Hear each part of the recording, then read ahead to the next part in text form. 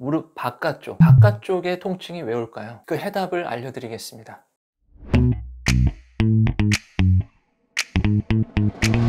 바로 짝다리입니다. 짝다리 짚는 습관이 무릎 외측의 통증의 주된 원인입니다. 우리 중고등학교 다닐 때 운동장에 쫙 모여서 교장 선생님 얘기 듣잖아요. 듣다 보면 딱 짝다리 짚고 있는 학생들 많죠. 그러면 교련 선생님이나 학생 주임 선생님이 가서 어디서 교장 선생님 얘기하는데 짝다리 짚고 있어? 그러면서 구두발로 정강이를 차이거나 그런 일들이 있었습니다. 지금은 추억의 어떤 기억거리지만 버스 정류장이나 전철을 기다릴 때 짝다리를 짚고 있는 경우들이 상당히 많습니다. 자, 마음이 삐뚤어져서 짝다리를 짚게 되는 걸까요? 사춘기 시절에 그럴 수도 있겠지만 짝다리를 짚는 이유는 반대쪽 발목의 통증 때문입니다. 발바닥이나 발목에 과거 10년 전, 20년 전에 어떤 손상이 있었어요. 농구를 하다가 심하게 삐거나 아니면 발바닥 한쪽에 족저근막염이 있거나 발바닥을 디디면 발에 체중을 실으면 발바닥이나 발목에 무리가 오고 통증이 오는 경험들이 있었습니다. 그런 경우에 그 발을 내 체중으로 이렇게 실을까요? 실지 않죠. 살짝 떨어뜨리고 반대쪽 다리로 버티고 있습니다. 엎드려 뻗쳐 자세를 하고 벌을 받으면 중간에 어떻게 하죠? 한쪽 팔을 이렇게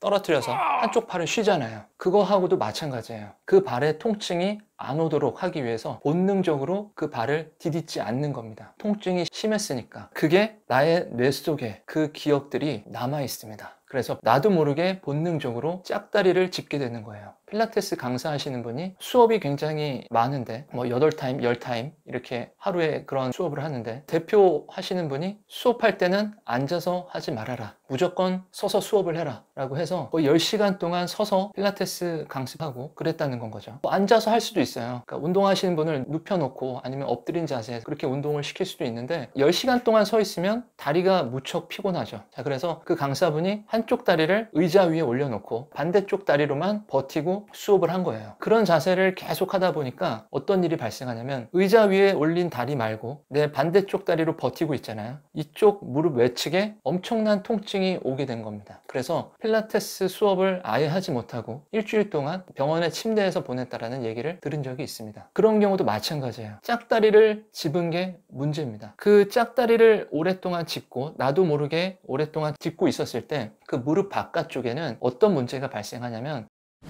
IT 밴드 신드롬이라고 합니다. 무릎 외측, 골반 제일 상단부터 우리 무릎 외측까지는 질기고 강한 인대 같은 띠가 있습니다. 이거를 IT 밴드라고 해요. 우리 골반 제일 상단 쪽에는 TFL이라는 근육에서 시작을 해서 이 TFL이 IT 밴드로 흡수가 돼서 무릎 하단부에 달라붙게 되어 있습니다. TFL과 이 IT 밴드로 짝다리를 짚고 있을 때 내 체중을 다 싣고 있는 거예요. 자, 우리는 다리가 두 개잖아요. 5대5로 서 있어야 근육이나 건, 인대에는 문제가 발생하지 않습니다. 왜? 균형이 맞기 때문에. 자, 근데 한쪽 다리에만 계속 내 체중을 싣고 있을 경우에 이 IT 밴드의 피로도, 스트레스가 무척 심하게 발생할 수밖에 없어요. 선생님이나 더 어르신들이 짝다리를 짚고 있다고 혼내켜서가 아니라 나 스스로가 짝다리를 짚지 않도록 하셔야 됩니다. 자, 그러기 위해서는 과거의 발목 손상, 그리고 내가 후천적으로 평발이 된 분들, 그런 분들은 발바닥과 발목에 대한 이 부분을 안정화시키고 강화시킬 필요가 있어요. 자, 그 부분은 지난번 평발 교정 운동에 대해서 제가 컨텐츠를 올린 적이 있습니다. 우선 꾸준하게 하시는 것이 중요하고요. 그래야 원인 해소가 되겠죠. 그리고 나서 IT 밴드가 뻣뻣해져서 오는 이 통증을 완화를 시켜야 합니다.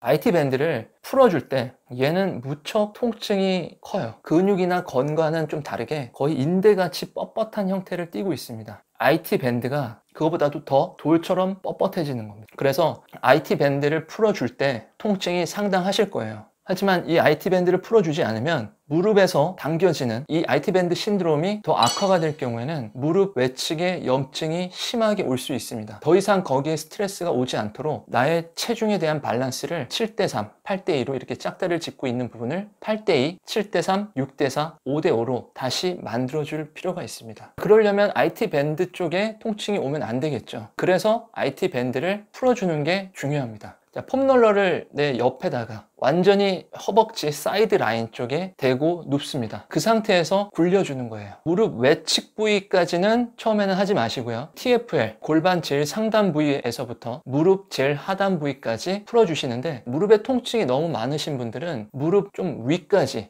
허벅지 외측만 풀어주시면 되겠습니다. 2분에서 3분 정도 풀어주고 또 휴식하고, 또 생활하다가 풀어주고 휴식하고 반복을 하시고요. IT 밴드는 적당하게 뻣뻣함을 유지하는 게 중요하고요. 이 IT 밴드가 내 체중을 잘 버티고 무리를 안 받게 하기 위해서는 그 보조적인 역할을 하는 것이 중둔근의 역할입니다. 우리 힙 외측에 있는 이 중둔근, 그리고 TFL을 강화를 시켜서 IT 밴드의 중둔근이, 그리고 TFL이 더 보조적인 역할을 해서 IT 밴드의 역할을 줄여주는, 보완해주는 그런 운동을 하셔야 됩니다.